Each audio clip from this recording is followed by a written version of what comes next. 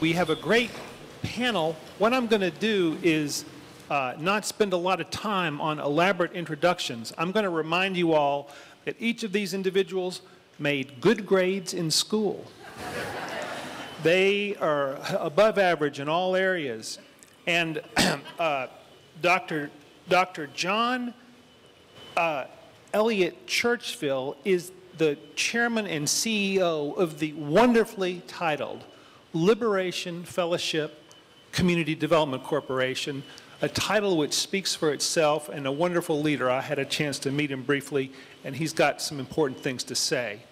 And Beth Twiss Houting is a senior director at an institution that I spent my entire day at yesterday with great profit and pleasure, the Pennsylvania Historical Society. Wonderful place, just wonderful place. And Jonathan Zimmerman is a professor of history and education at New York University. He's a very smart guy. He writes op-eds for the papers you might have seen, and he's got good things to say too. Kimon Sargeant, Dr. Kimon Sargeant is the Vice President for Human Sciences at the Templeton Foundation. He gives away money.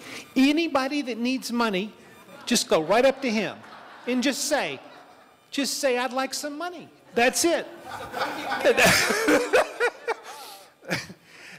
Jeff Carpineta, I met him last year. He's a great guy. He's a community leader of the East Kensington Neighborhood Associations. He also runs a food co-op, and he does work with people. His real estate venture helps people get good, affordable housing. And he's an intense, smart, as again, I'm not going to give all the credentials. They all made good grades in school. They all have good things to say. Read the details. But let's go, and I'm going to ask Dr. Churchville to go first. And what we'll do is we'll have each presenter present, and then we're going to open up for discussion. And we're going to say this: if Philadelphia were to move toward a greater embrace of the thrift idea and the thrift ethic, how would we know? How would we know? And then what are some of the ideas that have already started emerging on how this city can go in this direction? So they're going to start us off, and then we're going to have a discussion, and I'm going to hand it over to Dr. Churchville.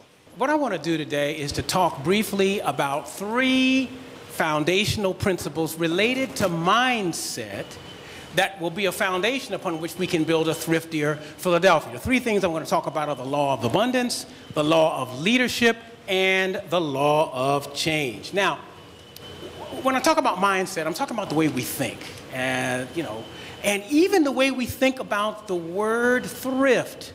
And so I needed to find a definition that we could all relate to at a very personal level. So let me tell you what that definition is before I show it to you, okay?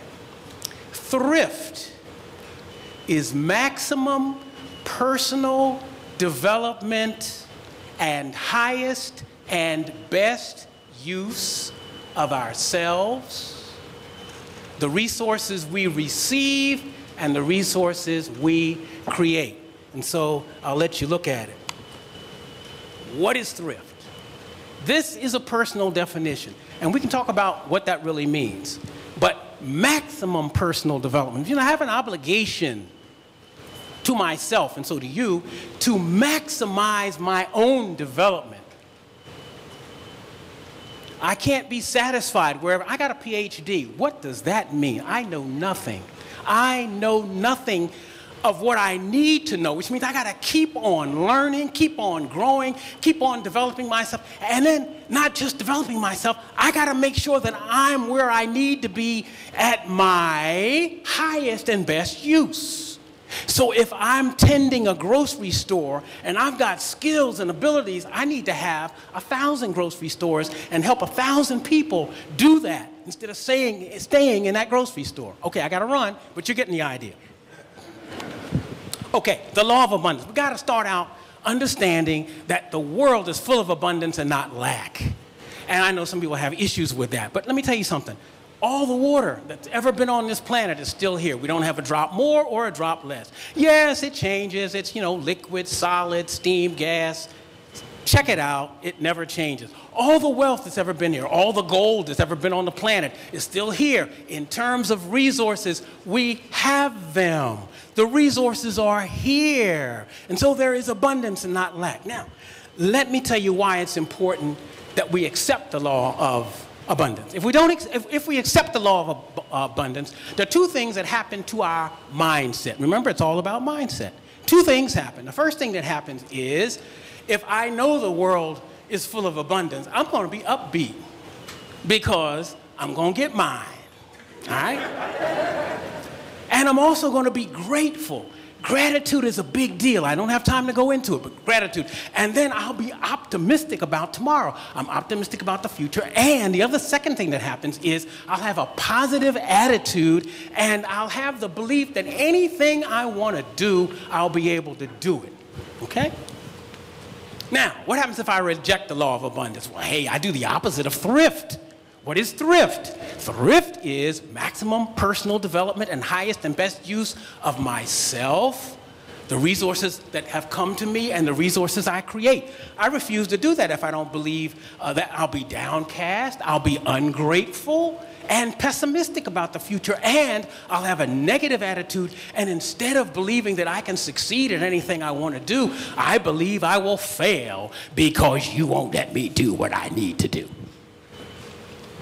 Okay, the critical difference between accepting the law of abundance and rejecting it is the difference between being positive or negative, the difference between being productive or being wasteful, the difference between success and failure, and yes, it's the difference between wealth and poverty. Now, the second foundational principle is the law of leadership, and that is we got to understand that each of us has an obligation to be leaders and to develop ourselves as leaders, and we have to develop a thrift mindset. And so some answers to the question, what is leadership? Well, Stephen R. Covey says that leadership is communicating to people their inestimable value and their unlimited potential to such an extent that they actually come to see it in themselves. There are other leadership gurus, and I'm one of the leadership gurus, but I don't take that position. There are other people who say, hey, it's a function. It's a function of people who I don't want to use the word lead, who direct, guide, or otherwise have authority over other people. But the real deal is that leadership is what? It's merely influencing people, the behavior and or worldview of people, whether it's positive or negative. Now, gotta go back, gotta start with the negative. Okay, negative leadership is coercive. And what does that mean? It requires raw power. It requires force, external force to maintain and sustain itself. Examples, the power of the gun. Do what I say or I'll blow your brains out, okay? The power of law. Do what I say or I'll lock you up. The power of economic reprisal.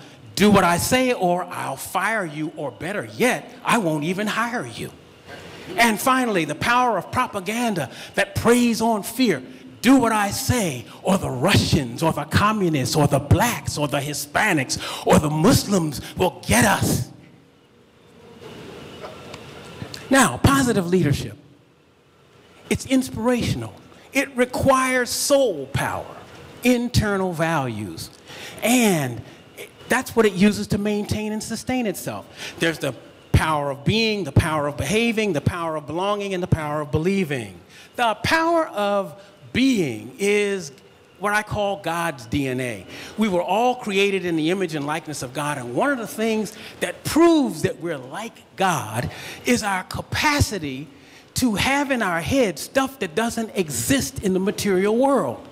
We have the gift of imagination and creativity. The power of behaving is our ability to decide, to choose how we're going to behave on our own or with other people, And that's freedom. That's the power of choice. We've got the power of belonging. Gee whiz, that's the good feeling we have when we work together to accomplish something that we couldn't possibly do by ourselves. And that's the magic stuff, because that's cooperation, and that's the power of the mastermind. We'll talk about that some other day.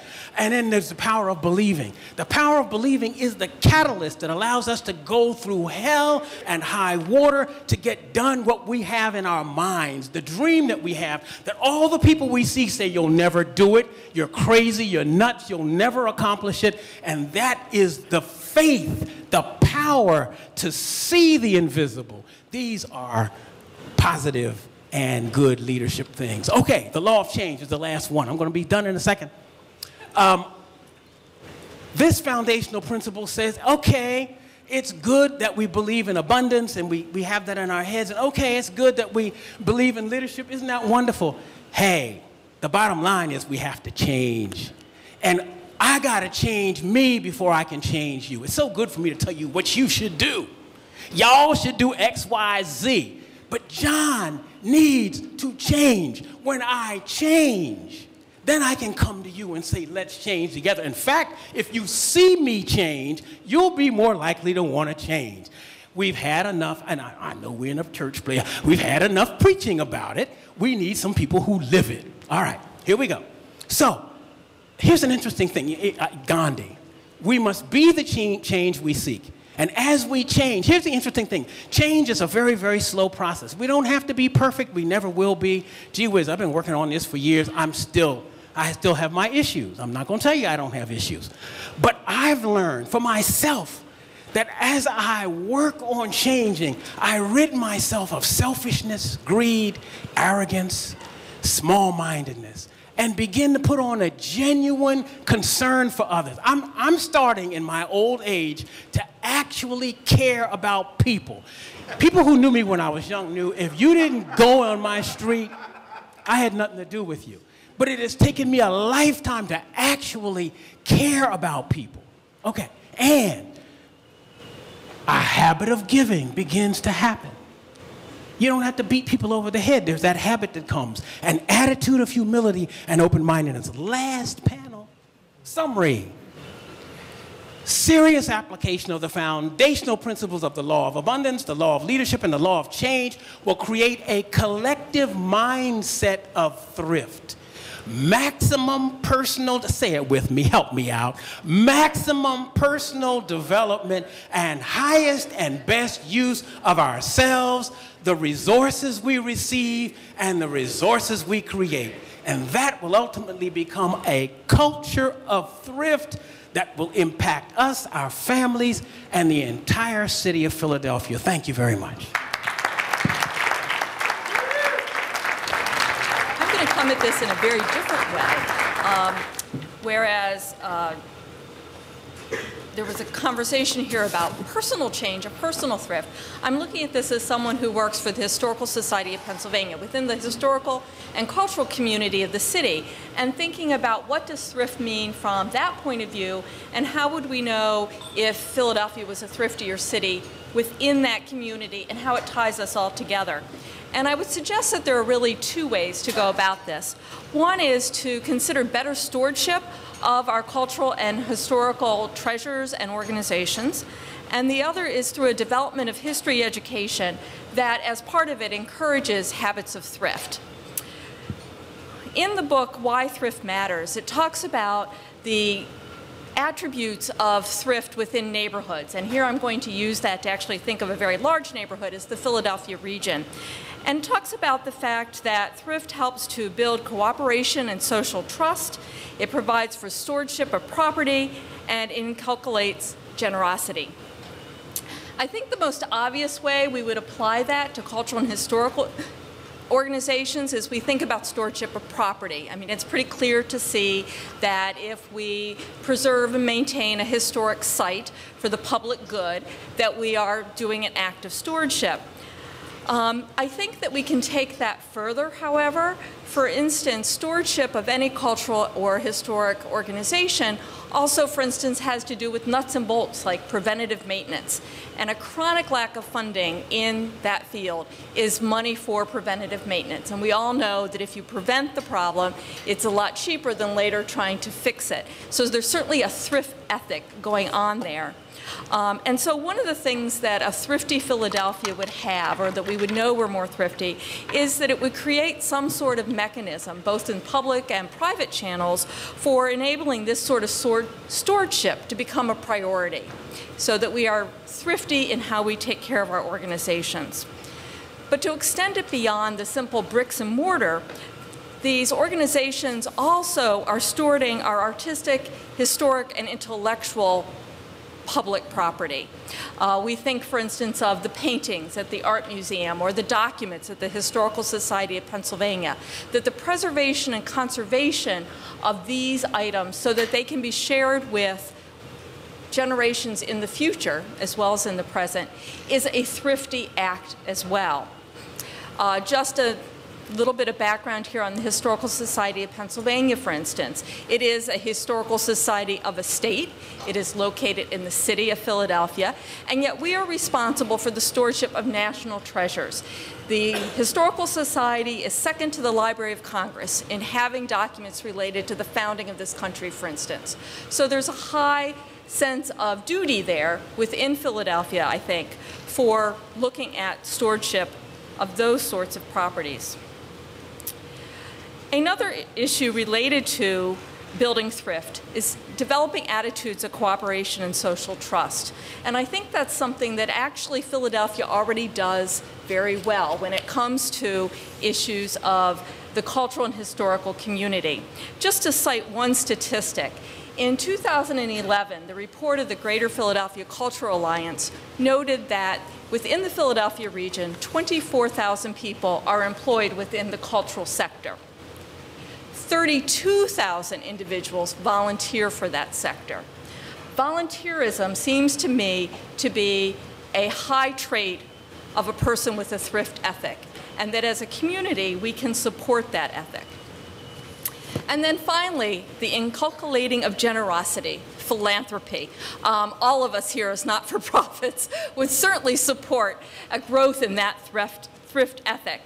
And I think that one of the things a Thriftier Philadelphia, and I don't just mean that as a governmental agency, but as a community, can do is to work and not just leave that philanthropy to the large corporations, the large foundations, such as Templeton Foundation, to whom we certainly owe a lot and cannot do things without, but that develops the idea that anyone can be giving to a cultural, historic community and its organizations. It doesn't have to be large sums of money. It can be small sums of money, but also in terms of time and other kinds of resources and skills that can be brought to it. So in summary, it seems to me that one of the measures we could develop for measuring thrift, and measuring thrift in Philadelphia, is measuring how well it supports its cultural and historic organizations. Now, tied to that is my second point, which is making an investment in history education. This is all going to sound fairly rote, but putting it within the thrift topic, a thrifty person or organization or region saves the artifacts of history. It's saving its patrimony, not just its money. And having saved these items, such as the documents of the Historical Society, future generations are able to learn about prior actions and attitudes. And it avoids that proverbial reinventing the wheel or repeating history and its mistakes. And so at its core, history talks about thrift.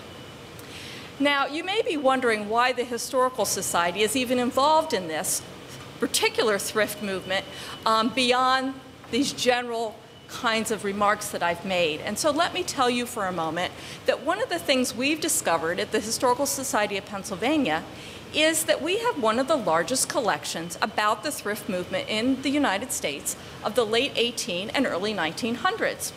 Something, frankly, we hadn't realized until we began to hear about the kind of work that was being done last year around thrift work. And our collection in particular is very strong in information from the school savings bank movement. Well, why is this? The school savings bank movement in this country was popularized and run by a woman named Sarah Louisa Vickers Oberholzer. She lived in the Philadelphia region from 1841 to 1930, and she was the mover and shaker behind that movement. She was the national and the international superintendent of the program from 1890 until the end of her life in 1930, working under the auspices of the Women's Christian Temperance Union. From 1907 to 1923, she published a journal called Thrift Tidings, which also helped to take this movement beyond schools. Her son, Dr. Ellis Paxson, was a historian, and as I said, by nature, I think historians are rather thrifty people, and he donated her files to the Historical Society in 1932. I'm not going to go through all the various books and pamphlets we have. They're really quite delightful, and I'll invite you to come see them. But from them, I think we can glean a few things that help us think about developing history education and thrift curriculum. For instance, one would be that thrift is really an international concern, and it has always been such. One of our books is a history of the school savings banking in the U.S. and its European beginnings, written by S.B. Elbig of the American Bankers Association. And he begins his story in 1798 with Madame Priscilla Wakefield in France organizing savings banks for women and children. And he traces the movement through its popularization in Europe until the 1873 Vienna Exposition. Two Americans were at that exposition, Sereno Taylor Merrill of Wisconsin and J.H. Thury of New York, and they brought those ideas back to this country and in their own locales began a school savings bank program. Our friend, Sarah Oberholzer, heard of Thury's program, and she then introduced it in 1890 to the WCTU, who agreed to take it upon itself as one of its major social outreaches and reform movements. Which brings me to a second habit of thrift that we can learn in history education, and that is that thrift requires civic action. Civics is a big deal in social studies, and the civic action that we can see from these people who instituted the school savings bank serves as a model. Sarah and WCTU were able to then encourage the different banks and savings organizations to come on board, and they in turn also stressed individual action.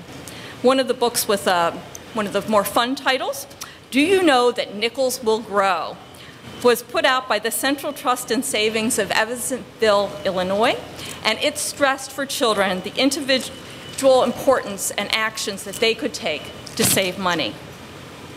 And this brings me to a third kind of exemplar that we can get from looking at the earlier school savings bank movement, and that is how to actually go about creating a curriculum.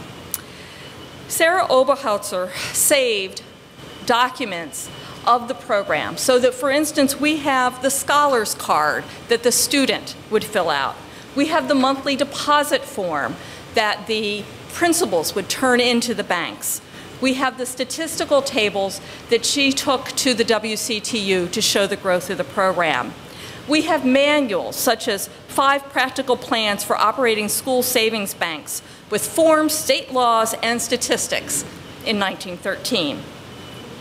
We even have the sheet music for a song that Oberholzer wrote, the School Savings Rally Song, which comes with hand motions. And if I had thought, I could have brought that and we could all have done it.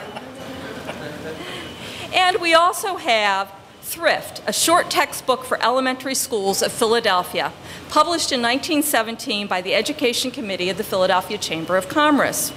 All of these give us an idea of some of the things which were found useful in the past as part of a curriculum around thrift. And I'm happy to say that there are a number of us in Pennsylvania, as well as Florida, who are looking at how we can create thrift curriculums that draw upon this history and talk about history as an important part of thrift.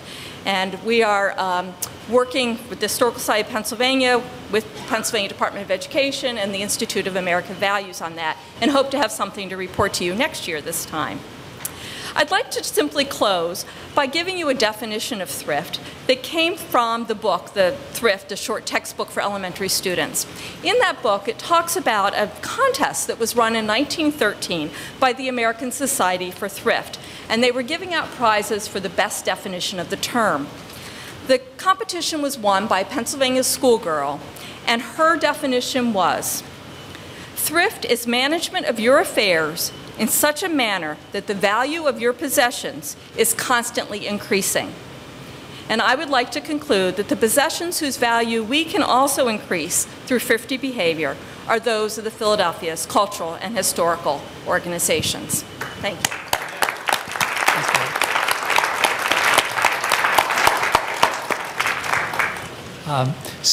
In preparing for today, I went and read some of the very admirable documents that have been circulated here, and I actually took the thrift test. I flunked. Yeah. On the other hand, I think the people running the show today did very well in thrift, which is why it's so cold in here, and I'm wearing my wearing my jacket. After I'd read them, being a dweeby university professor, I went back to a book that was written in 1976 by Daniel Bell, and it's called The Cultural Contradictions of Capitalism. The reason I went back to it is I read all the documents and I saw a bunch of words repeated over and over again. Obviously, thrift. I saw values. I saw family. I saw education. I didn't see the word capitalism, which is why I went back to my Daniel Bell. And by the way, he died last year. He lived almost a century. What's the cultural contradiction of capitalism? It's that it tells us, at least modern consumer capitalism, tells us to work hard and save, but also to gratify ourselves. And so to quote Bell, he says, the world of production is still one of work, of delayed gratification, of career orientation, devotion, enterprise. Yet on the marketing side, the sale of goods, packaged into glossy images of glamour and sex, promotes a hedonistic way of life whose promise is the gratification of desire. And that is a contradiction. He concludes by saying the real problem of modernity is the problem of belief in something larger than the self. It is a spiritual crisis. In other words, thrift for what? What are we being thrifty for? I think that's the real problem here, actually. I think that we've created a society that celebrates consumption and gratification at every level, especially among kids. And I think until we address that, and by the way, I mean the insidious effects of that kind of capitalism, thrift is going to be a pipe dream. Let me tell you, I'm not an enemy of capitalism. Daniel Bell wasn't either. Actually, when he was a student in the 1930s, he was, but that's just because everyone at City College was. But he voted for Republican presidents late in his life. He was no enemy of capitalism. But he was an enemy of unbridled free market capitalism, which is not the only form, precisely because of what he thought it did to human values. Now, I'm a historian. I study dead people. I really don't know that much about people that are alive. But what I do know is that by the 1920s, the United States had created a kind of consumer's republic that was unprecedented in human history. That is, the amount of things that were bought and sold in this country were greater than any other recorded time in the history of humankind. It depended on mass production, and a lot of the mass production was indeed directed towards kids. You could make kids' clothing, kids' toys. And then there were advertisements that were targeting kids directly. And they heard this. They heard the siren call. Everyone has their favorite 1920s story, but mine is a poll that was taken among American youth about who the greatest man, quote unquote, in human history was. And this is really rich. Number 1 was Napoleon. Number 2 was Jesus. Yeah, so he's pretty good, but he's no Napoleon. And number 3 was Henry Ford. Wow. That's right. And because of people like Henry Ford, by the end of the 1920s, there was an automobile for every 5 Americans. It's astonishing. You know, in the UK, it was 1 for 300. In Italy, it was 1 out of 7,000. But cars are a good example of the kind of abundance that was created in this society. You've seen in other consumer goods too, suddenly radios, refrigerators, all within the purchasing power of most, although not all, Americans. So how does this play out for America's kids? Well, for this, my Bible is Middletown, which is a study that Robert and Helen Lynn did of Muncie, Indiana in the 1920s. And what they did is they went there and they went to school, especially to high school. And what they found is that teens were comparing and competing about what they could buy. That's what they were doing, or what their families could buy. There's this new pedagogical doctrine at the time of child independence, but it actually creates a new kind of dependence, the Lynns found, on the market itself. Girls want clothes. To quote one mom, the dresses girls wear to school now used to be considered party dresses. My daughter would consider herself terribly abused if she had to wear the same dress to school in 2 consecutive days. For the boys, because this was in the era before going Dutch, it meant you had to have money to spend on a date. And what the advertisers do is, in addition to pumping all these products, they pump them as a therapeutic, a way for kids to actually deal with all the anxieties surrounding consumption itself, to help you with your problems. Do the boys ignore you? Buy this. Do the girls ignore you? Buy this. When we get to the world of television, really the 1950s, of course, we have shows that are actually created in order to have people buy things. The classic example is the Mickey Mouse Club, which created Mattel.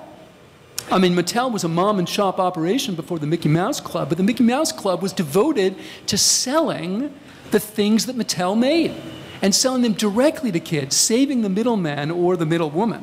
And it was the Mattel Corporation, by the way, in the 1990s, which gave us Cool Shopping Barbie. You can't make this up, all right? But it's true. Cool Shopping Barbie had her own MasterCard. And when you swiped her MasterCard, you heard a voice and it said, "Credit approved." Meanwhile, there are, of course, marketing agencies, they still exist, that employ thousands of young people, especially girls, to sell things. I mean, this is really insidious, my friends, online and in person. Do you realize across American schools there are young women who are being paid to create buzz about products? This would be okay if they had to ID themselves. They don't. They don't. I mean, talk about a corruption of the values that are being mentioned here, especially friendship. I mean, we all know what friendship means to adolescents. Here you have girl agents collecting information on friends and selling them things without telling them that. And that happens in school. And because I'm an educator, just in my remaining 2 minutes, I want to say a few things about that. I mean, I think that, you know, since the 1960s, it's fair to say that our schools themselves have become ad agencies, or at least venues for advertisements. That does kick in the 1920s, really, when shredded wheat, by the way, taught us geography. From harvest to table. That's how people learned about geography. And of course, they also learned to buy shredded wheat. Today, of course, it's clothes and it's soda.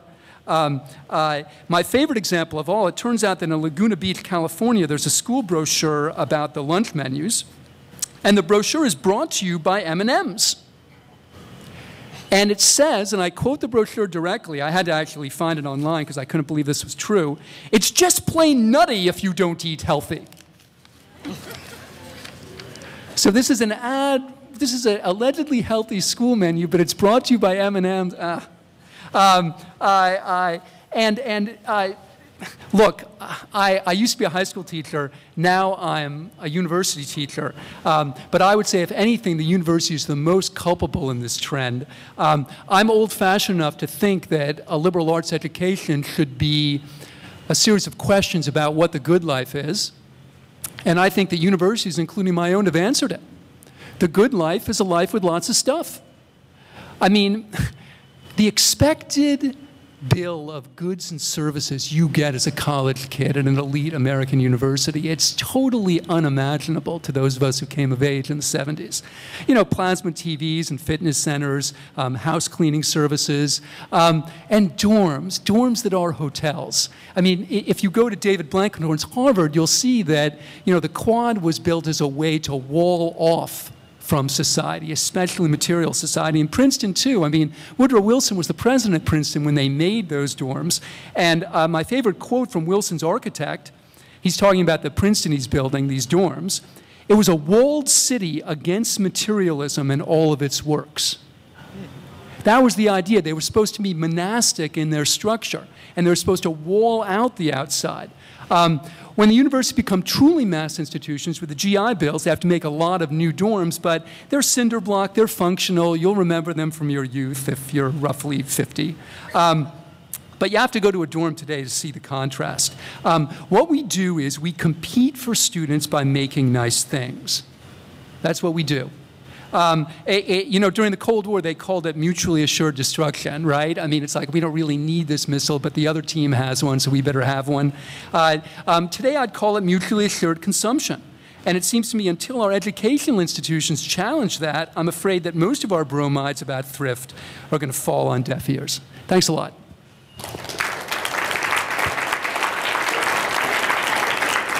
First, bringing greetings from Dr. Templeton, the president of the Templeton Foundation, and I know he's very sorry not to be here. I think he's literally out of the country. But as David Blankenhorn knows, thrift is a topic that is something near and dear to his heart. He's incredibly passionate about it. He's been very involved in this project, and I know he's very sorry not to be here. I'm not really going to have a particularly Philadelphia point of view today, but I have an American story on thrift. So if it's okay with Pastor Lusk, I'm going to start with what I call a thriftimony. So now page 18, I got a sneak preview of the report. I did not put it on my non-existent blog or Twitter account, so I didn't violate the embargo. But it says on point number 1 that thrift helps families to achieve financial peace of mind. So the authors write, thrift habits also enable one generation to contribute to the next. The immigrant couple who script to survive in a new country is now able to buy savings bonds and birthday gifts for their grandchildren. So I have a different 1920 story for you, which is 1921. My Greek grandmother, my yaya, was living in Smyrna, Asia Minor, as she called it. Now you would look on a map, that's Izmir in Turkey, when, I won't go into the historical reasons, but the Turkish army burned down the Greek and Armenian sections of the city. She fled with her mother with a suitcase onto a freighter, came as an immigrant and refugee through Ellis Island to New York City. Through a matchmaker, found my grandfather, who was also a refugee from that part of the world. They were married and lived together for 56 years. And you now have to imagine a woman about 4'10", pulled back white hair, and big Coke bottle glasses, so her eyes are really thick, and she's really trying to get my attention to make sure that I live the right way. So I have to do a little bit of channeling. The camera's on, so I'm in trouble now. But anyway, you know, Kimon, it's very important for you to be thrifty, because if you don't have no money, no woman's gonna marry you. So I think I could just stop right there. My grandparents came with literally no money, ran a grocery store in New Haven, Connecticut, and at the end of their lives had owned a beautiful 3-family house in New Haven, Connecticut, a condo in Florida, and had been very generous to the grandchildren. My grandmother had a drawer full of every rubber band and piece of string that she had ever encountered. She would ask for doggy bags on the airplanes. We were mortified. And yet, those deeply ingrained habits of thrift is what enabled my Papu and my Yaya to be so generous to their family. And so I get it in my bones. So that's my American story. So that's why is thrift important to the Templeton Foundation? John Templeton made billions of dollars in a mutual fund. I mean, industry. I mean, at a certain point, don't you have enough money to stop being thrifty? I mean, isn't that the idea? there's a cap on thrift, right? Well, okay, so that's a parody because that attitude sort of betrays sort of the idea of thrift is just scrimping and miserliness. And so it's only getting part of the concept. So I think my favorite definition, or the great example, is from the great Methodist preacher John Wesley: make all you can, save all you can, and give all you can.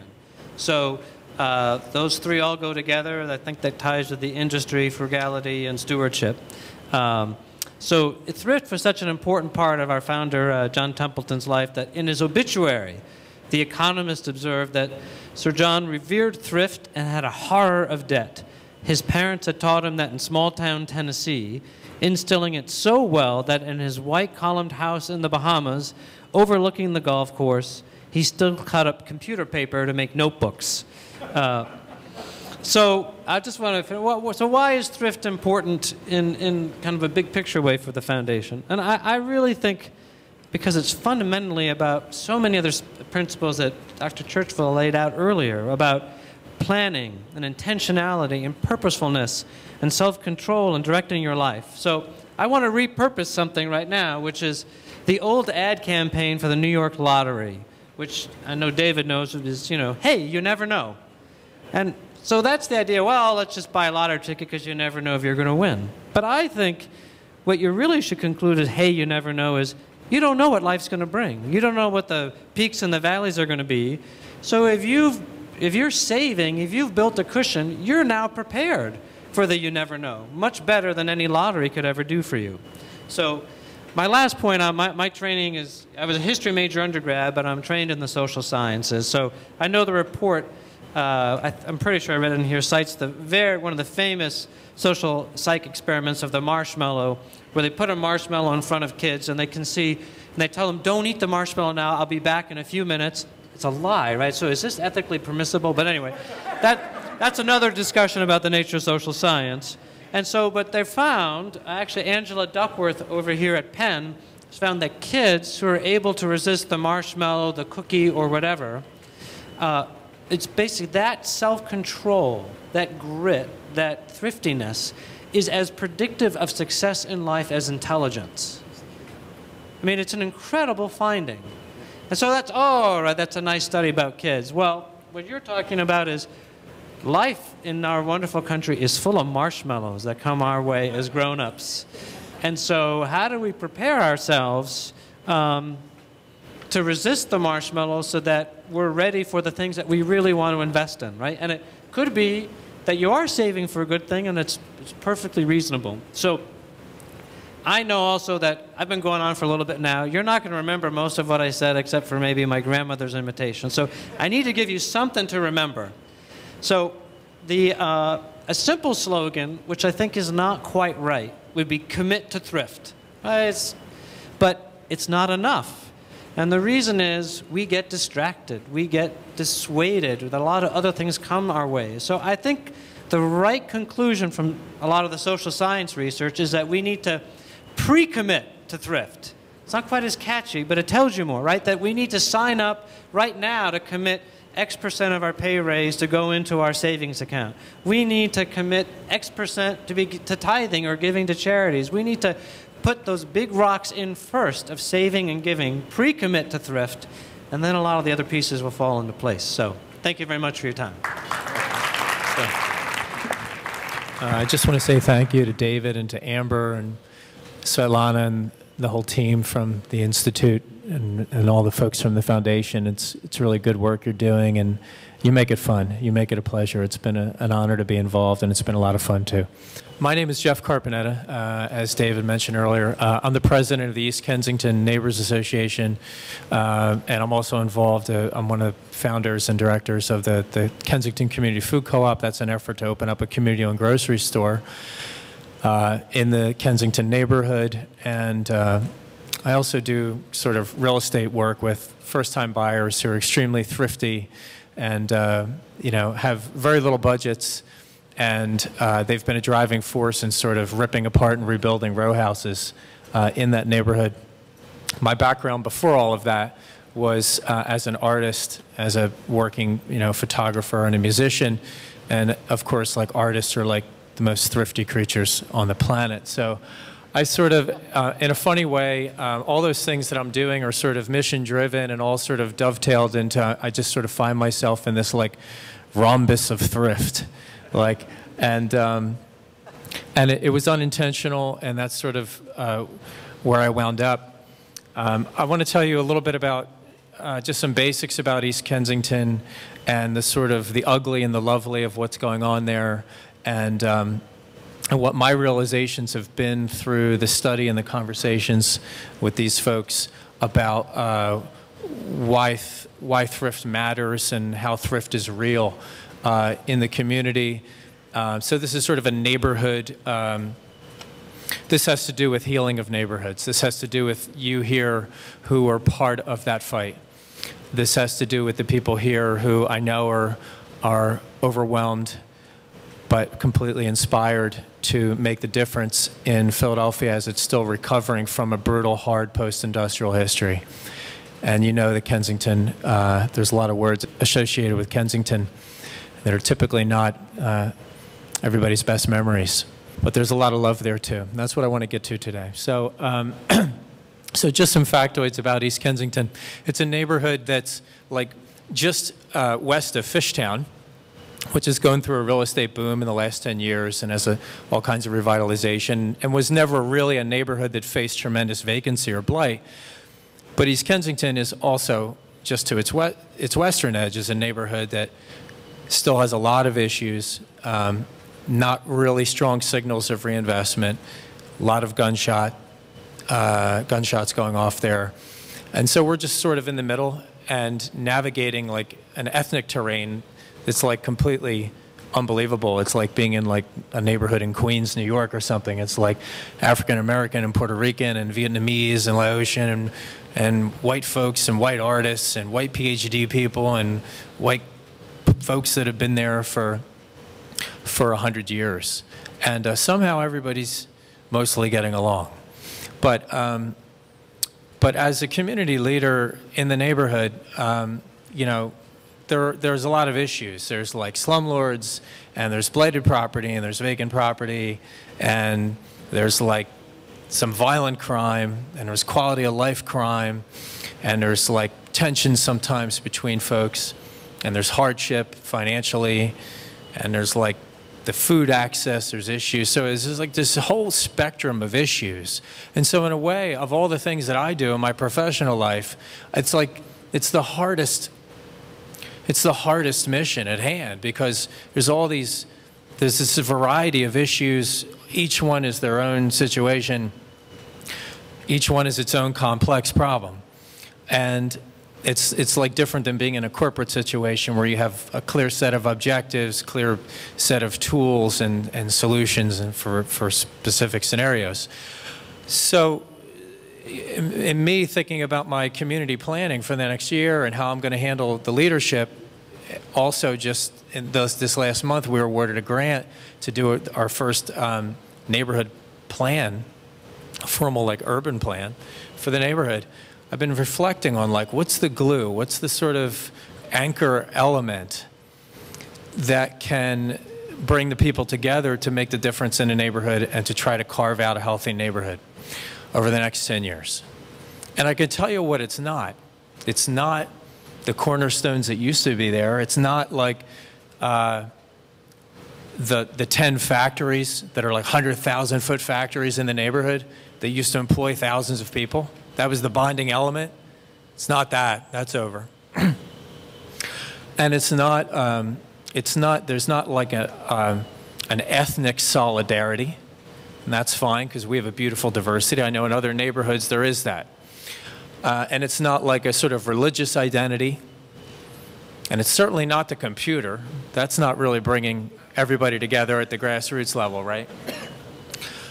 Although that's helping a lot of individuals seek out what their own nerdy passions are and find their own way individually. I get that. But it's not what's like creating a sort of eye-to-eye bond. It's not what's helping us to be stewards of our greatest resource, which is our eyes and our ears, our voices, our ability to connect with one another. Because in the end, when there's tremendous adversity, barring family, who will be there? Who will make the difference? Who will define what is meaning in life or what is success in life but the people around you and what's happening to that environment? And so I've been looking for this, what is sort of the cornerstone. And it's not those things I was saying, but I'm realizing that it's really like thrift. It's thrift philosophy. It's thrift economy. It's thrift vibe. It's thrift action that is really the thing that has the chance to heal the neighborhood. And there's a lot of other neighborhoods out there, I'm sure, that you represent and work with that need that healing as well. And so it's like, what is this thrift thing? But I'm realizing it's in all of the initiatives and the projects and the caretaking that's going on. It's not million-dollar stuff, but it's stuff like the community garden, the neighborhood farm. We got together, we're planting trees. We have a holiday celebration. We're checking in on one another. But how's your kids? Hey, that's great. Look at that. Just got married.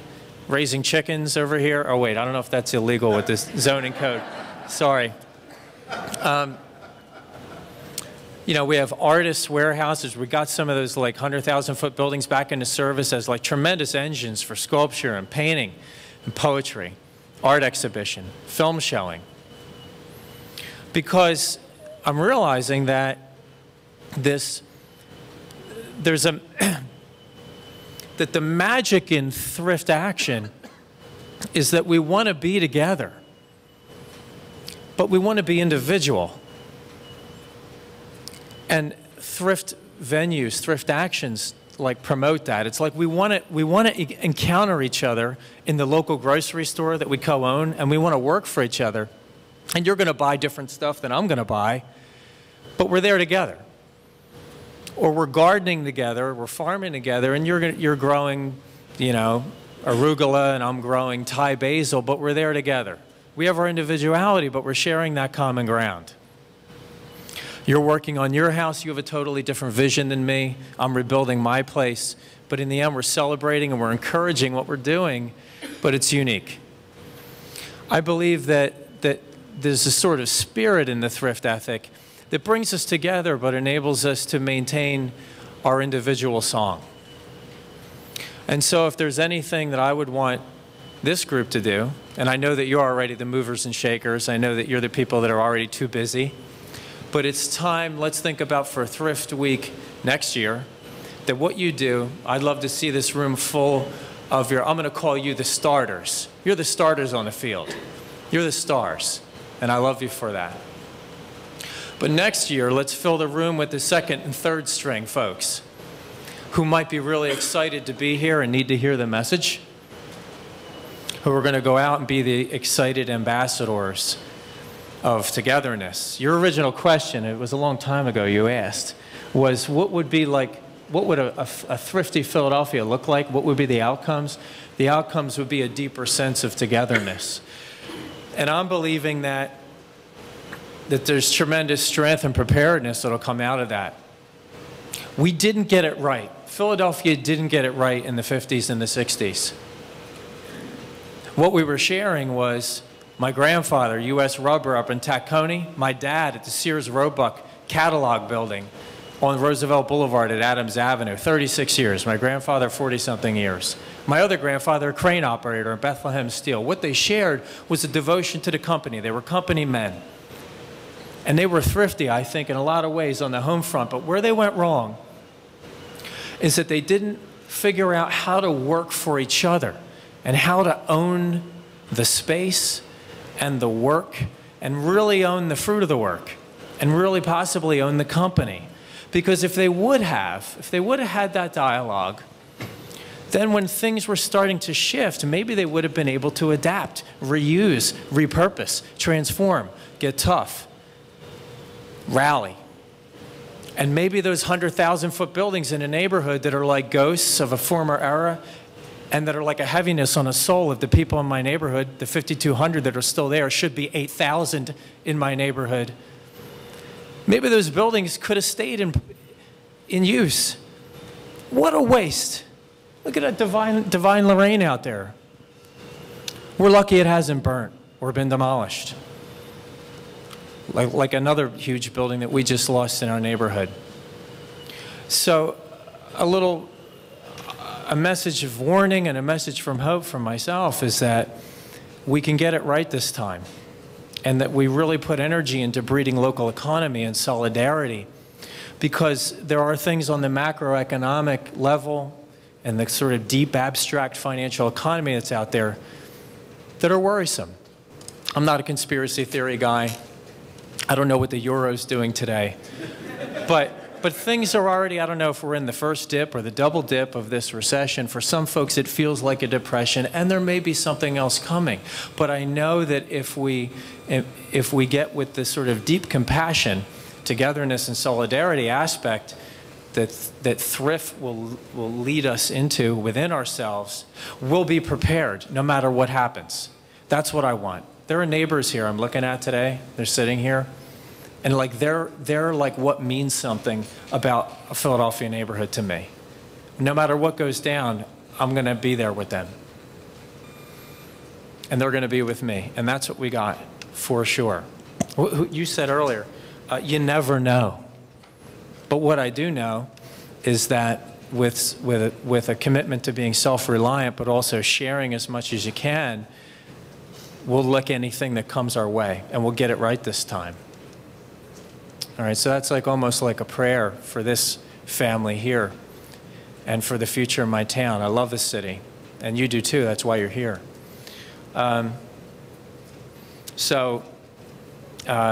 Who here was working on the new zoning code? East Kensington neighbors, we were working pretty hard on that. And there's, in urban planning now, there's like, the phrase is like transit-oriented development. That's like one of the mantras, thinking about efficiency and development near transit. And we said to the Zoning Code Commission, we said that's really great, but we don't really need to sort of like plan for mega density around, because we have train stations that run through the middle of our neighborhood, because we're like, geez, we have like huge abandoned factories. There could be thousands of people there. We have 737 vacant lots. We still have abandoned houses. We got plenty of room for people. I don't know that we need to plan for so much density. Maybe you could hold off on that transit-oriented development thing, but I think what we're going to do now in terms of planning in the neighborhood, we're going for a new TOD concept. And the T's for thrift. It's thrift-oriented development. It's getting bright people, it's cultivating all the right energy and the synergy and getting those people together and saying, how can we dream of a neighborhood that has gardens, has thrift stores? By the way, you all look great. Who will confess who purchased their attire at a thrift store? Come on, give it up, give it up. Yeah. And I love that you were talking about your family roots, because my grandparents, absolutely, thrift beyond. She was saving the Big Mac containers.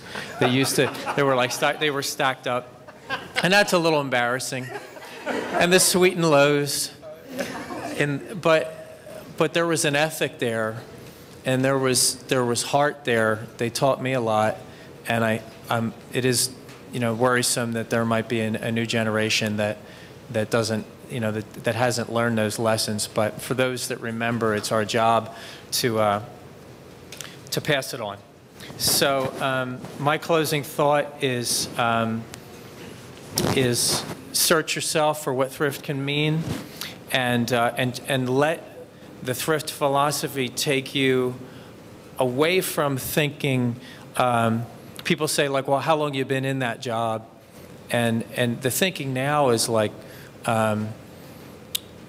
what are you working for? I'm not just there or at that job. I'm working for, and how is it working for me? You don't say, how long you been in that family? How long you been, with talking about your children or your family? You say, like, I live and I love for my family. It's a difference there. And so when we think about neighborhoods in Philadelphia, let's get to a point where it's not, I live down city living, or I live in the neighborhood, but it's like I live for my neighborhood, and my neighborhood lives for me. and we have each other and we're giving ourselves to it. And it's going to be a lot of work and a long road, but I'm grateful to have you there with me. And I'm grateful for you helping us sort of blossom this consciousness. So thanks a lot. All right.